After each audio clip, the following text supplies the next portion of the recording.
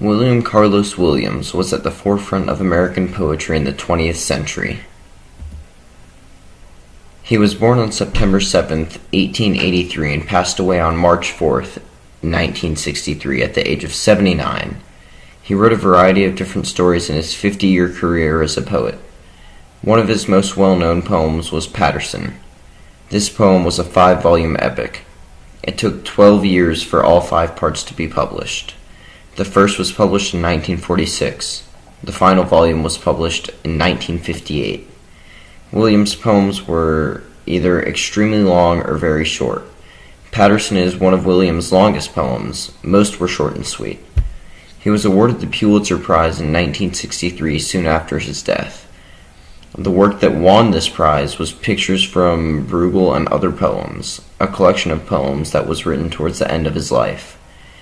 His revolutionary style falls under the Imagist movement, a poetic movement moving away from complex English poetry and towards simpler, more straightforward poetry. His life's work helped shape the all-American style of poetry that is taken for granted today. Williams was born in Rutherford, New Jersey. His parents educated him and he became interested in writing while in high school. He was disciplined and his parents pushed him to be perfect. They also pushed for him to get an education to be used in a stable profession to ensure his success. After college he became a doctor and wrote on the side, often between appointments. His college life had a powerful influence on his writing career. He met Ezra Pound, who helped him meet more people who had common interests with him. He began to see the importance of literature and enjoyed it even more than before. His poetry was originally based off of John Keats, but as his career progressed, he began to favor Walt Whitman's style of writing. As he neared his 60s, he began to experience heart attacks and strokes.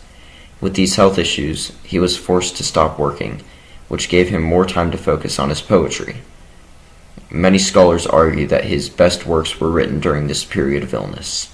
The health issues that Williams faced eventually led to his death on March 4th, 1963. The Great Figure.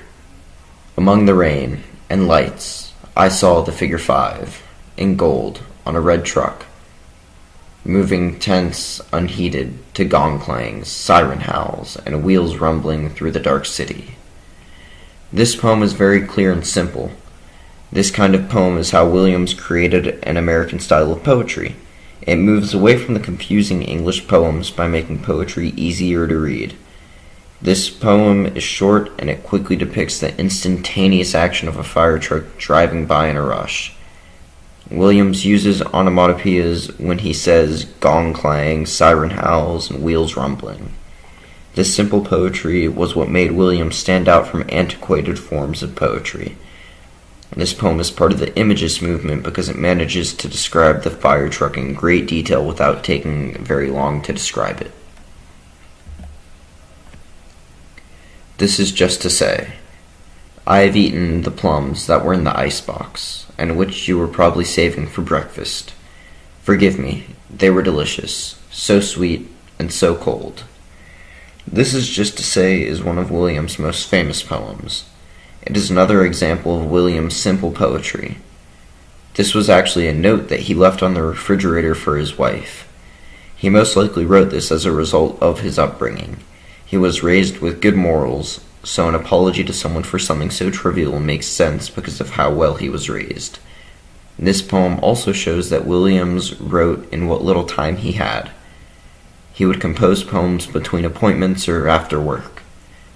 Poetry like this appeals to the common man because of its sheer simplicity. The Red Wheelbarrow. So much depends upon a red wheelbarrow, glazed with rainwater, beside the white chickens. This poem is another example of Williams' simple poetry. This is one sentence divided into 4 couplets, or pairs of lines. He uses this poem to describe a setting. The red wheelbarrow is probably on a farm because it is beside white chickens. This appeals to many Americans because the poem describes an average life in layman's terms. The simplicity found in all of these poems is what helped the Imagist movement take off. Imagist writings could be understood and enjoyed by all people, no matter how educated someone was.